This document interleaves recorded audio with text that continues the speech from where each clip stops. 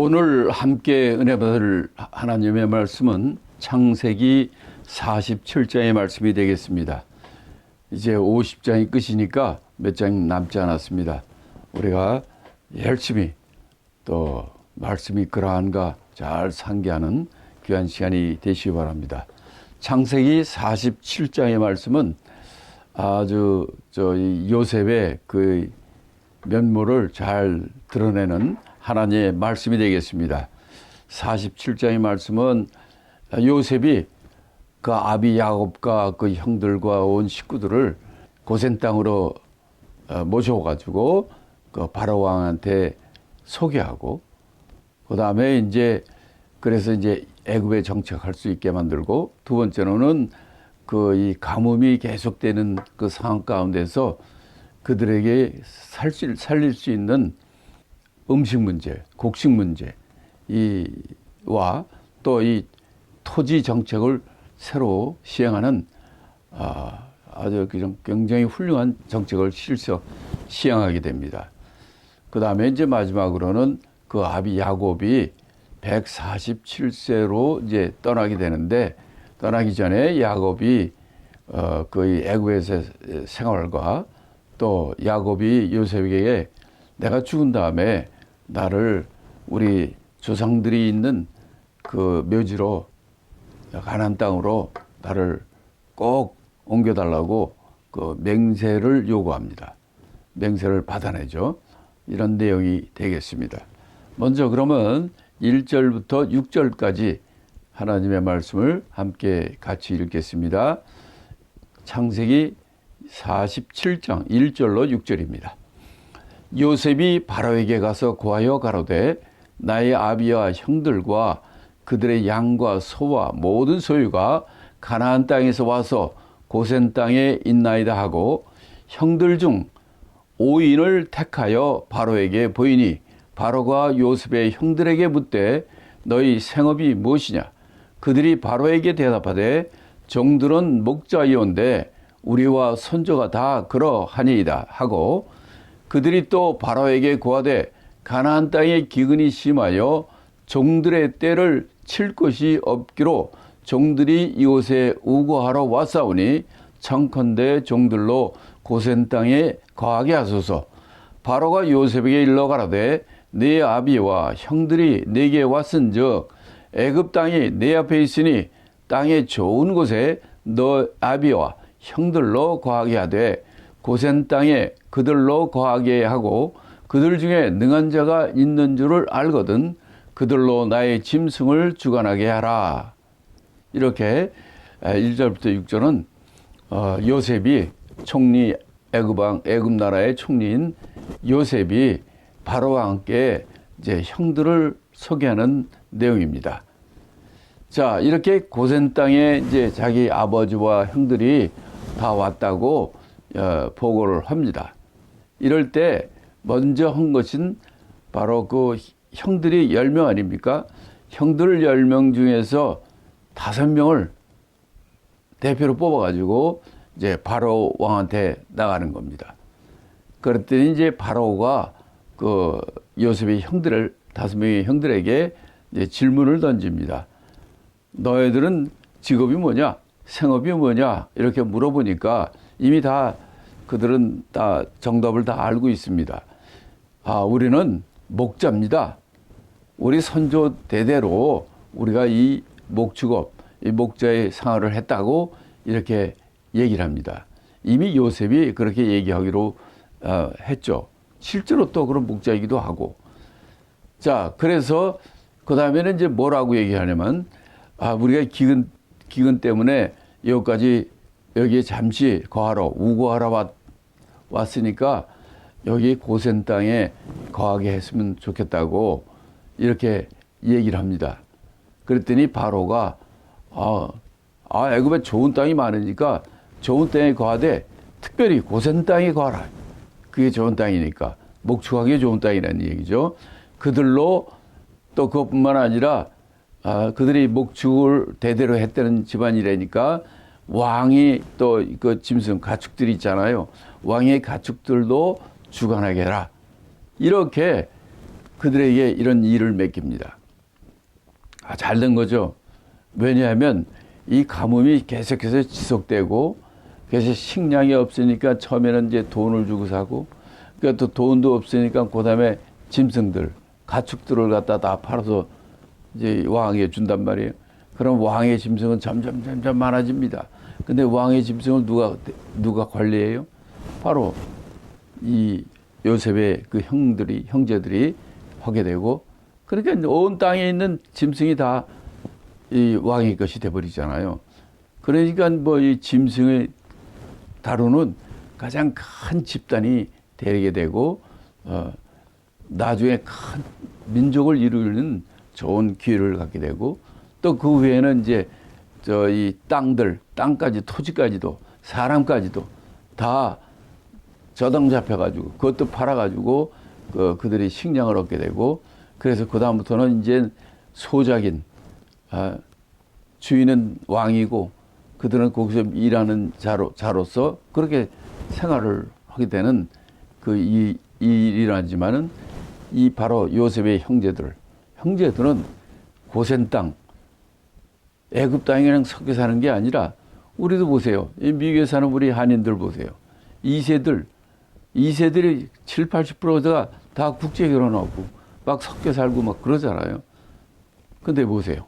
430년 동안 있어도 그들 고센 땅에 그들만 살기 때문에 그들의 민족성과 그들의 언어와 그들의 풍속과 그들의 하나님을 섬기는 이것이 변하지 않고 계속해서 나갈 수 있게 하는 좋은 기반을 만들고 그럼으로써 나중에 좋은 430년 동안에 70명이 갔던 것이 그냥 남자 어른만 60만 명, 토탈 한 근 300만 명 이상의 대민족을 이룬 절대적인 계기가 만들어지게 되는 거죠. 이렇게 이제 1절부터 6절까지는 바로 바로왕에게 요셉이 형들을 소개하고 형들은 이 소개 시기한을 통하여 바로왕에게 고센 땅에 거하게 달라 그렇게 요청하게 됐고 바로가 그를 흔쾌히 여기고 또 그뿐만 아니라 너희들 중에 잘하는 자들이 많을 테니까 이 왕의 짐승도 너희들이 다 맡아서 주관하라. 이렇게 나가는 것을 우리가 볼 수 있습니다. 그러니까 이게 그들은 몇 년이 될지 몰랐지만은 나중에 알고 보니까 이게 430년 동안 애굽 생활을 하게 되는 시작이 된 거죠. 자, 그 다음에 7절부터 10절의 말씀을 우리가 같이 읽겠습니다. 7절부터 10절입니다. 요셉이 자기 아비 야곱을 인도하여 바로 앞에 서게 하니 야곱이 바로에게 축복하며 바로가 야곱에게 묻되 내 연세가 얼마뇨? 야곱이 바로에게 구하되 내 나그네의 길의 세월이 130년이니이다. 나의 연세가 얼마 못 되니 우리 조상의 나그네 길의 세월에 미치지 못하나 험악한 세월을 보내었나이다 하고 야곱이 바로에게 축복하고 그 앞에서 나오니라. 두 번째는 요셉이 요셉의 아버지인 야곱을 바로 왕에게 소개하는 내용입니다. 자, 그래서 요셉이 자기 아버지인 야곱을 바로 앞에 데리고 갔어요. 그들이 첫 번째 한 일이 뭐냐면 야곱이 바로에게 축복했다 이렇게 돼 있어요. 자, 바로가 누굽니까? 이 세상에 가장 강대한 애굽 나라의 왕입니다. 그리고 야곱은 누굽니까? 가나안 땅에 조그만 민족도 아직 이루어지지 않은 거기에 양을 치는 사람들이고 그런데 또 그 식구들이 애굽 땅에 빌붙여 살라고 왔 사람들인데 여기서 보면 뭐라고 돼 있어요? 누가 누구를 축복합니까? 강한 자가 위에 있는 자가 낮은 자를 축복하는 법입니다. 근데 여기서 바로가 애굽 왕인데 바로가 야곱을 축복해야 됩니다. 이 서열로 본다면 힘으로 본다면 근데 이 본문에 보면 바로 130살 먹은 야곱이 바로 왕 바로 애굽 왕 바로를 축복했다 이렇게 나와요. 자, 이거는 바로 영적인 축복 그 권세를 얘기하는 거죠. 예. 비록 이 세상에는 별로 알아지지 않고 그런다 할지라도 이는 하나님이 함께하고 하나님의 복을 주신 축복권을 가지고 있는 야곱이 바로를 축복했다는 거예요. 자, 이것처럼 우리는 비록 가진 것이 없다 할지라도 하나님의 자녀입니다. 하나님의 왕자 공주입니다. 바로 그만한 영적 권세가 있는 자예요. 하나님의 자녀된 권세가 있는 자입니다. 그래서 우리에게 이 세상에 있는 사람들을 축복하고 그 사람들을 하나님께 인도하는 제사장의 직분이 있는 자입니다. 이 야곱은 그것을 알고 있었던 것 같아요. 그래서 비록 애굽왕, 이 세상의 가장 큰 나라 애굽의 왕이라 할지라도 그를 축복하는 거예요. 왜? 자기는 하나님의 종이요, 하나님의 축복의 권세가 있다는 것을 알기 때문에 이런 일이 이루어지는 겁니다. 아니, 우리가 딴 나라 미국 대통령을 만날 때 대통령을 축복합니까? 웃긴다고 그럴 거예요. 아마 세상에서 본다면. 그러나 바로 이 야곱은 자기의 영적 위치와 영적인 권세를 알고 있는 것을 우리가 알 수가 있습니다. 이때 두 번째는 이제 바로가 야곱에게 물어봅니다. 내 연세가, 너 춘추가 봄, 가을이 어떻게 되느냐, 내 나이가 얼마나 되느냐 하고 물어봤어요. 왜 이렇게 물어봤을까요? 그가 야곱한테 축복을 받고 또 야곱을 보니까 야곱의 얘기한 것처럼 내가 나그네 길이라는 거예요. 나그네 길. 인생은 나그네 길 아닙니까? 우리가 정말 나그네 길이라고 생각을 해요. 자, 이 세월을 130년 동안 살았다는 거예요. 근데 그거는 사실 우리 조상에 비하면 그 세월이 짧다는 거죠. 그러나 나의 그 나그네 길 인생이 험악한 세월을 보냈다. 이렇게 얘기를 해요. 그러니까 바로가 이렇게 물어봤을 때, 이 노인 양반, 어떻게 연세가 얼마가 되십니까? 이렇게 물어봤을 때, 험악한 세월을 보냈고, 130년이지만은 조상에 비해서는 얼마 길지 못합니다. 라고 얘기한 걸 보면은, 바로가 보기에도 야곱이 많은 오랜 인생을 살았다. 이렇게 느꼈기 때문에 물어봤을 것 같아요. 그러고 그 질문에 대해서 야곱은 자기 인생이 정말 험악한 세월을 보내었다. 하나님의 축복을 받는 자요. 하나님의 복을 받는 자고 하나님과 함께하는 자였지만은 이 세상의 세월이 하나님의 함께하는 세월이라고 하지만은 그 세월이 험악한 세월을 지냈다고 얘기합니다. 사실 그런 것 같아요. 우리 예수 믿는 사람이 예수 믿는다고 모든 것이 형통합니까? 영적으로 형통한 것이지 이 세상적으로는 우리 믿음의 조상들과 하나님의 종들의 생활을 보세요. 그들이 다 진짜 험악한 세월을 보내었습니다. 그러나 우리가 그것이 험악하게 느껴지지 않는 것은 바로 하나님이 함께 하시고 하나님이 인도하시고 우리가 어떤 어려운 길이 힘든 일이라 하더라도 그것은 하나님이 우리와 함께 하심으로 그것을 통하여 하나님의 복을 받고 하나님의 인도함을 받는 내적인 충만함과 행복이 있기 때문입니다.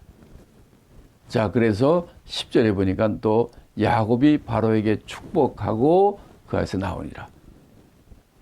여기 벌써 야곱이 축복한다는 게 두 번이나 나와요.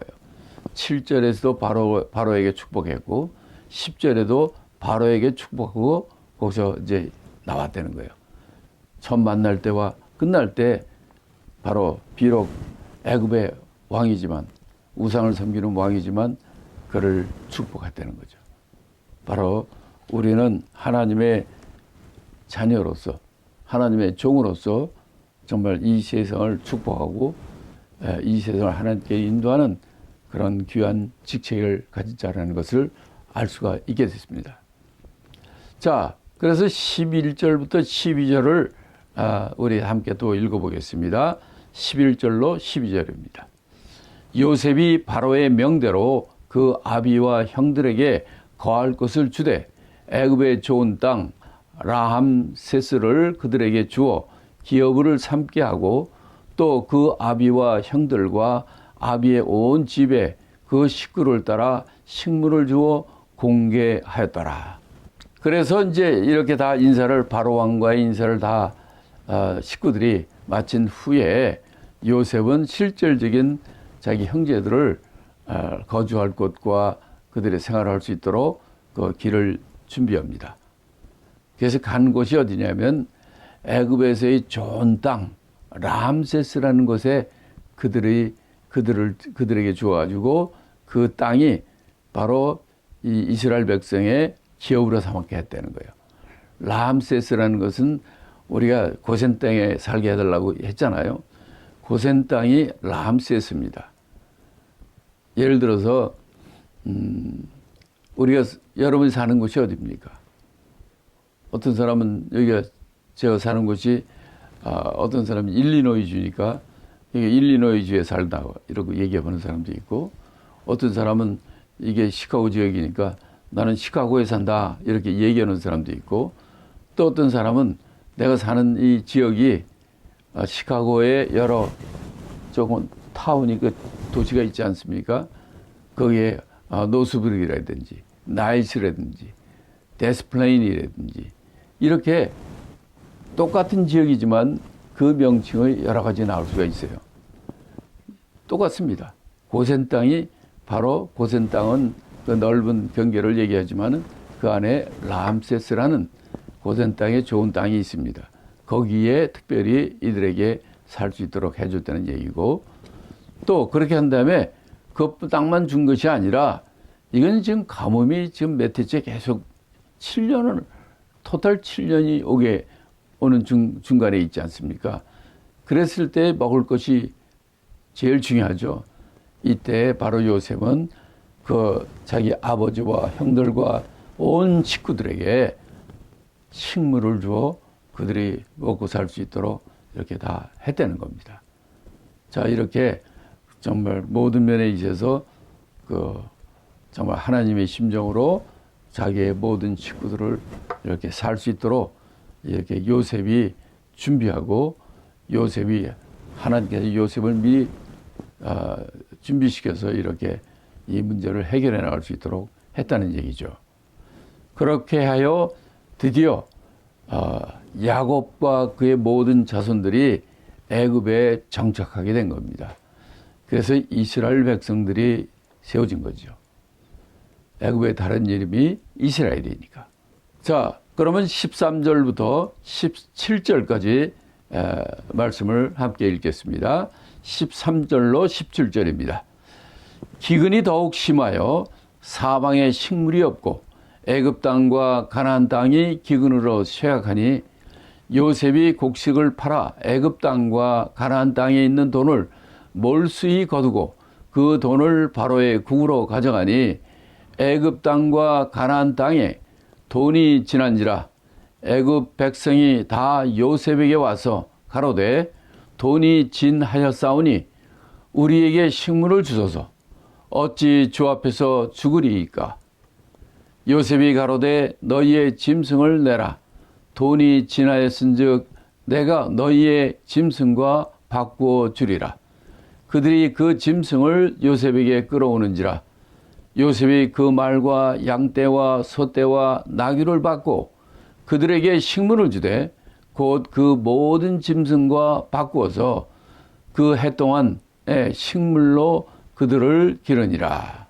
지금은 이 토탈 전체 기근이 흉년이 7년 동안이 아닙니까? 지금 아마 3년, 4년 뭐 이쯤 되겠죠. 이때 이제 기근이 더 심해지니까 이제 먹고 살 음식이 없는 거예요. 그래서 애굽 땅뿐만 아니라 가나안 땅, 그 주변에 있는 모든 땅들이 기근으로 정말 다 죽을 지경으로 이렇게 어려워졌습니다. 그러면 곡식이 없으니 어떻게 살겠습니까?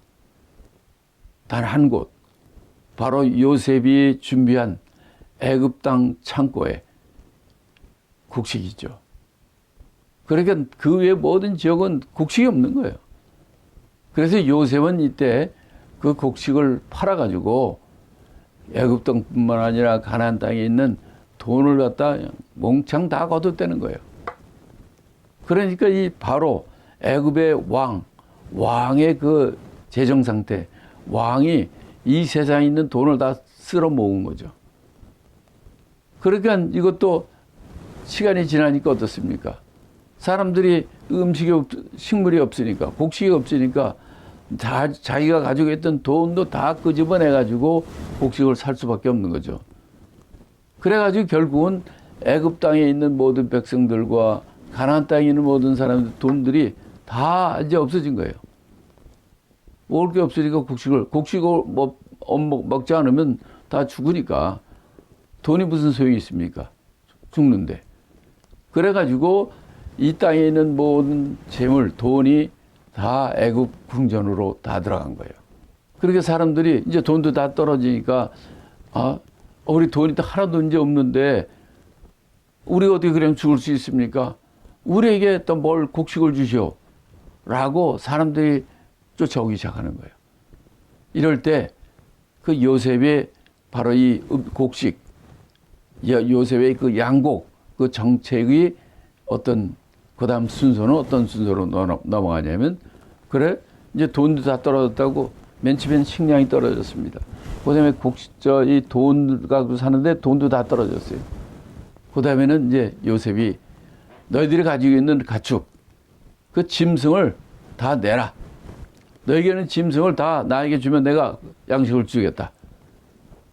이렇게 하니까 그들이 짐승을 다 요셉한테 가지고 오는 거예요.